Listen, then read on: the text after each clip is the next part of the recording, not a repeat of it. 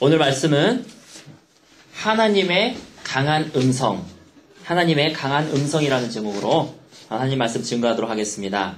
하나님의 음성 듣기 시간으로는 6번째 시간이지만 음성의 종류로는 4번째 시간이에요. 첫 번째는 쓰여진 말씀, 로고스를 통해서 어떻게 레마의 음성을 듣는가, 하나님 음성 듣기에 가장 기초적인 그런 방법이었었습니다. 두 번째는요, 우리 어린이 설교 시간에도 말씀드렸듯이 현대의 우림과 둠림, 어떻게 성령의 이끄심을 받는가, 내가 어떤 문제를 놓고 이것을 놓고 어떻게 기도하고 어떻게 성령님의 응답을 받는가 하는 것에 대해서 성령의 이끄심에 대해서 했고요. 그 다음에 세 번째 시간은 지난주에 했던 내적 음성, 그래서 세미한 음성으로 말씀하시는 그 하나님에 대해서 우리가 보았습니다. 오늘은요, 음성 듣는 것으로는 4번째 시간인데 하나님의 강한 음성, 이제는 세미한 음성이 아니라 하나님이 강한 음성으로 말씀하실 때가 있어요. 이것은 성령의 음성이라고도 얘기하지만은 더 권세 있는 음성이에요. 내적인 음성은요, 기도가 좀 더 필요해요. 하지만 하나님의 강한 음성은 바로 그 즉시 하나님이 말씀하셨구나 알 수가 있어요.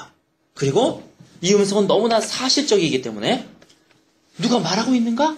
주위를 살펴보게 돼요. 누가 말하고 있는 거 아니야? 때로는 너무나 확실하게 들리기 때문에 내 뒤에서 누가 무슨 말을 하고 있다라고 생각할 정도로 하나님이 강하게 말씀하실 때가 있어요. 우리가 알고 있는 사무엘상 3장에 보면은요, 하나님이 사무엘을 부르시는 장면이 나옵니다. 사무엘아, 사무엘아.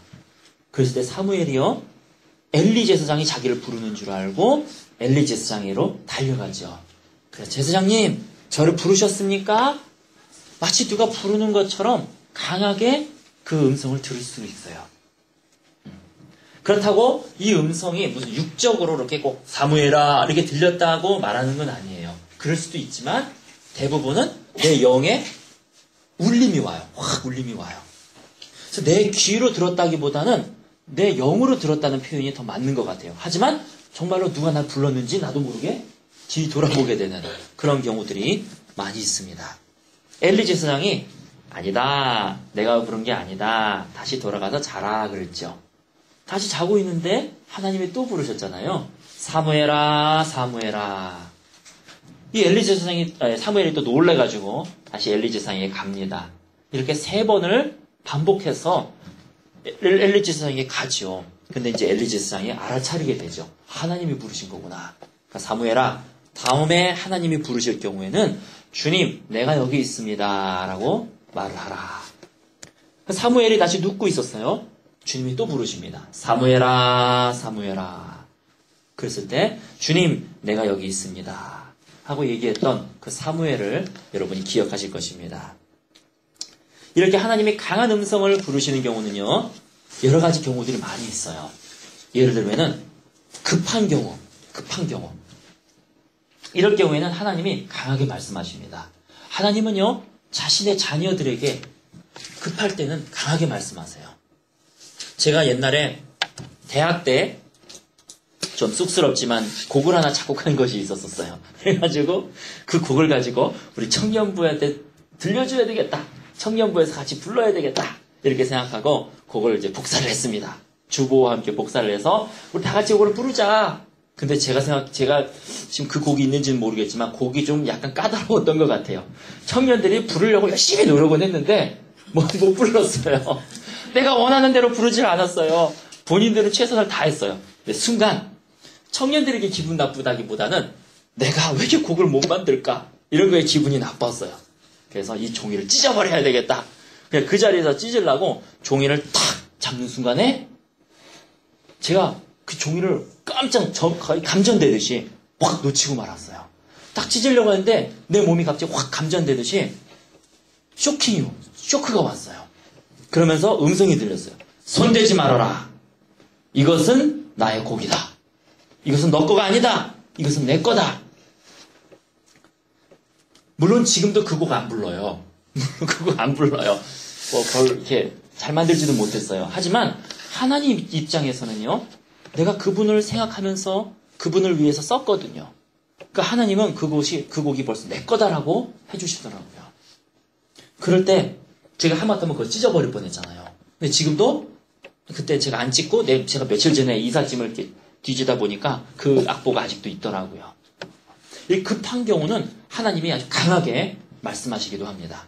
그때 제가 정말로 깜짝 놀랐어요. 그리고 뒤를 돌아봤어요. 누가 나한테 지금 뭐라고 하고 있나. 날 한 대 때리는 줄 알았어요. 그만큼 아주 강하게 저에게는 느꼈습니다. 때로는요, 고정관념을 깨게 하기 위해서 하나님이 도대체 강하게 얘기하지 않으면 얘는 길을 안 바꿀 것 같아. 그래서 고정관념을 깨기 위해서 하나님이 하시는 경우도 있어요. 강하게 말씀하시는 경우도 있어요. 사도행전에 보면은 베드로가 정오에 12시에 기도를 하러 올라가지요. 갑자기 하늘이 열리면서 하나의 접시가 내려옵니다. 그 접시에는요, 소위 부정한 음식들이 많이 거기 있었어요. 그 시대의 율법에 의하면 그것을 먹으면 안 되는 음식들이었는데 하나님이 말씀하세요. 베드로야, 그것을 잡아먹어라. 그러자 베드로가 안 됩니다, 주님. 내가 이것은 먹을 수 없습니다. 이건 부정한 음식입니다. 그러니까 주님이 말씀하시죠. 내가 이미 깨끗하게 하였다. 내가 깨끗하게 한 음식인데 네가 왜 부정하다 하느냐. 먹으라. 그래서 베드로가 이것을 먹습니다. 그리고 곰곰이 이게 무슨 뭔가 하고 앉아있는데 고넬료라고 하는 이방인의 종들이 오게 되죠. 그리고 고넬료에게 초청을 받게 됩니다. 그래서 가서 고넬료에게 안수를 하니까 성령님이 고넬료에게 확 임하셨어요. 그 전까지는 예수 믿는 사람들이 유대인들이었었어요. 근데 처음으로 이방인에게 성령이 내려지게 됐어요. 왜냐하면 그 당시에 이방인은 부정한 사람으로 얘기했거든요. 그러니까 저 부정한 사람에게는 분명히 성령님이 임하지 않을 것이다. 이게 고정관념이었었어요. 그러다가 하나님이 내가 깨끗하게 한 거를 왜 네가 부정하게 하느냐.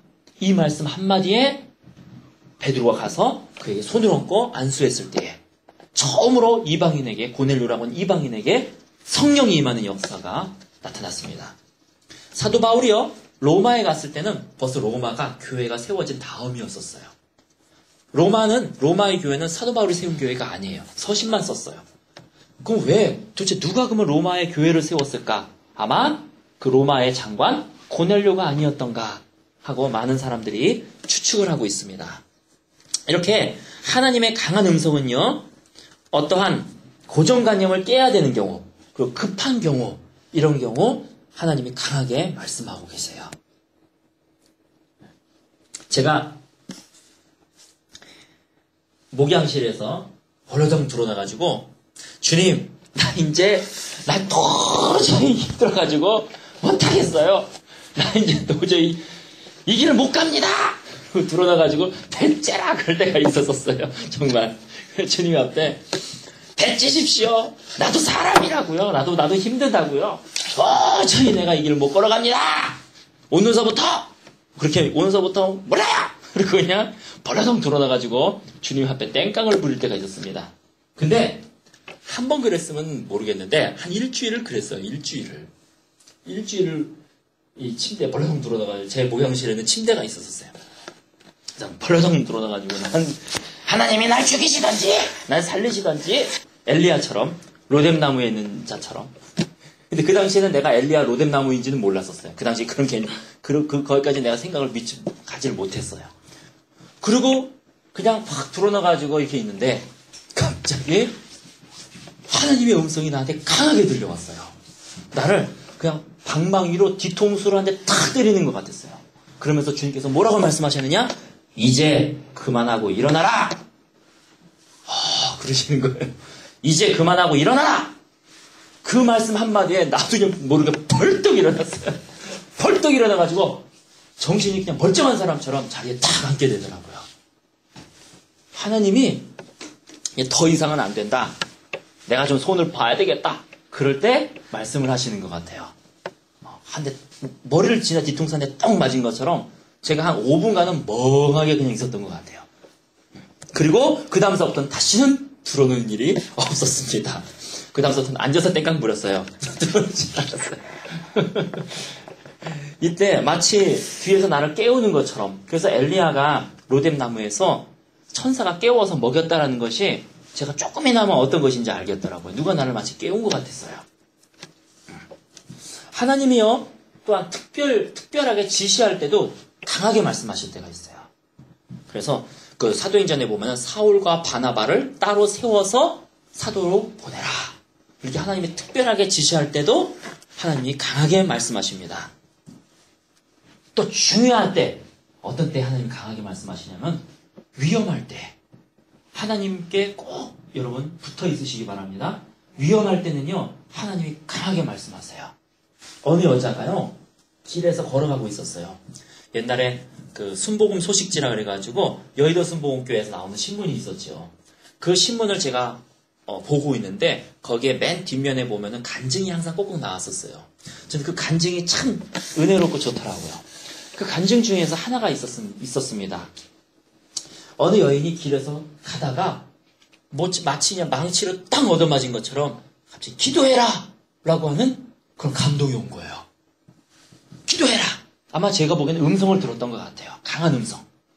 그리고 그 자리에 앉아가지고 그냥 뭐 저것도 없이 아무런 다른 거 생각할 수도 없이 겨를도 없이 그냥 블럭에 앉아가지고 보도에 앉아서 막 기도를 했다 그래요.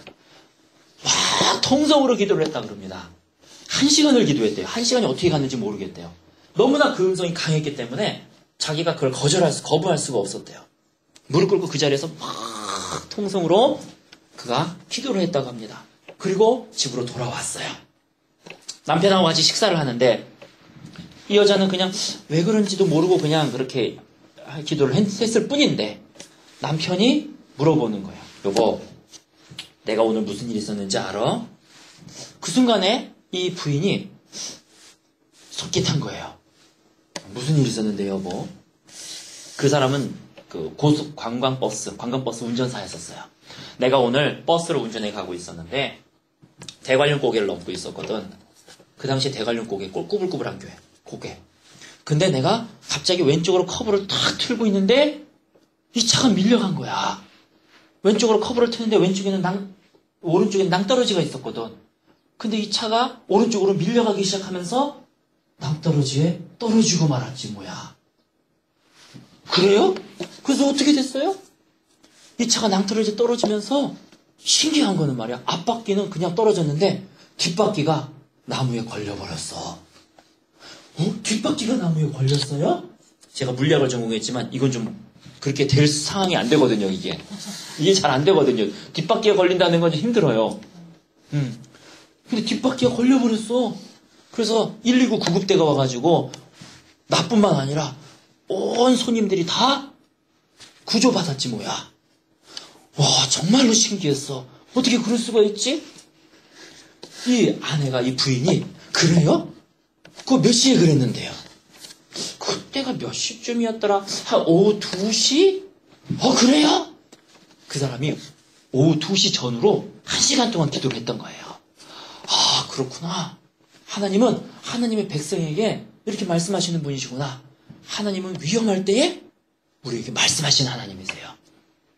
그래서 여러분 이 말씀에서 여러분 가장 중요한 것은요 이겁니다. 하나님께 붙어 있으시기 바랍니다. 여러분 한 마리 양이 돼서는 안 돼요. 나는 내 인생대로 살다가 죽기 전에 예수님 믿지 이러면 안 돼요. 한 마리의 양은요 하나님의 보호 바깥에 있는 양이에요. 스스로. 그래서 하나님이 보호를 해줄래도 보호를 해줄 수가 없어요. 목자 옆에 바싹 붙어 있어야 목자가 지팡이와 막대기로 보호를 해줄 수가 있어요. 많은 사람들이 자기 스스로 하나님을 떠나놓고서 하나님이 나에게 왜 이런 일을 허락하셨는가? 내 사업이 왜 망해야 되지? 아니요. 하나님 망하게 하신 게 아니에요. 목자의 테두리 안에 있어야 그 사람이 보호를 받을 수가 있어요.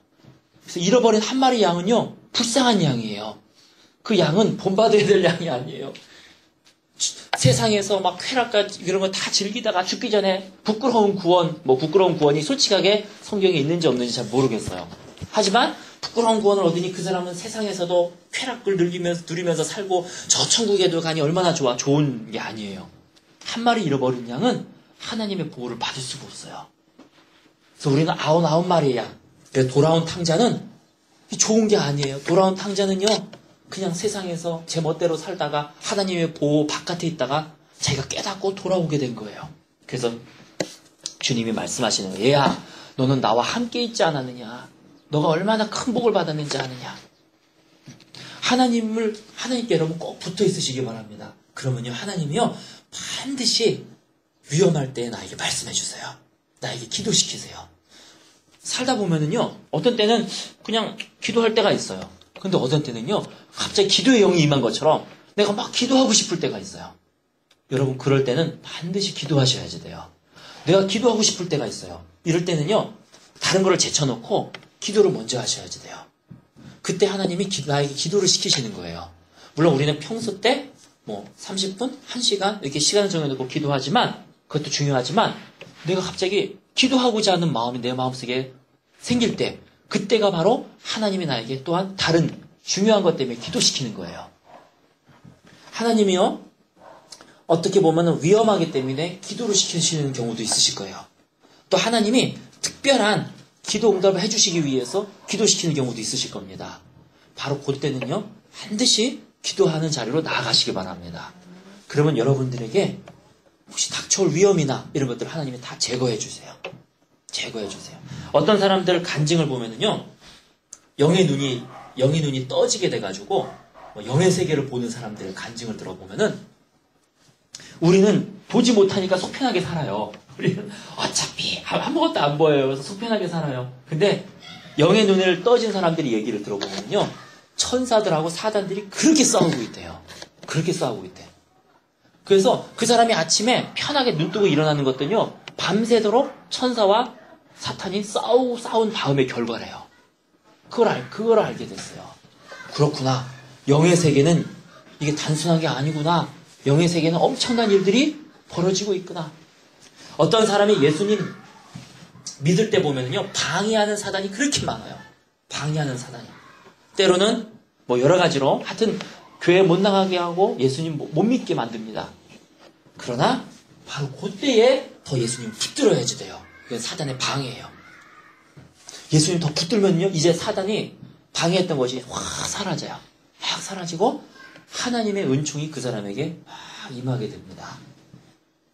하나님은요, 우리를 지켜주시고 우리를 보호하시는 분이십니다. 그분은 육이 아니기 때문에, 영이시기 때문에 우리가 육의 눈으로 볼 수는 없습니다. 그러나 우리의 영의 눈이 떠지게 되면 하나님을 볼 수가 있고 느낄 수가 있어요. 비록 지금 내 눈에 보이지 않는다 하더라도 하나님은 주의 지팡이와 막대기로 나를 지켜주시고 안위하시는 분이십니다. 하나님은 이리의 위험으로부터 나를 건져주시는 분이십니다. 우리가 주님 앞에 꼭 붙어 있으시기 바랍니다. 그때 하나님께서 나를 지켜주시고 인도하신다는 것을 여러분이 경험하시게 되실 것입니다. 아무것도 염려하지 말고 오직 모든 일에 기도와 간구로 너희 구할 것을 감사함으로 하나님께 아뢰라. 그러면 모든 지각에 뛰어난 하나님의 평강이 그리스도 예수 안에서 너의 마음과 생각을 지키시리라. 우리 같이 찬양 한 곡을 부르고 우리 합심 기도했으면 좋겠습니다. 나의 가는 길. 여러분, 하나님은 여러분에게 반드시 말씀하십니다. 이 자리에 모여있는 모든 분들에게는요, 하나님이 지켜주시고 인도하시고 또한 위험할 때 말씀하시고, 그래서 주님의 보호 아래 항상 두실 것이에요.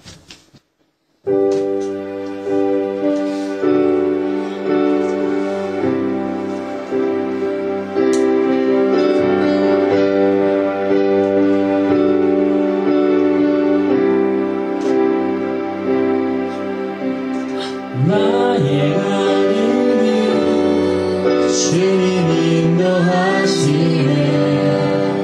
그는 보이지 않아도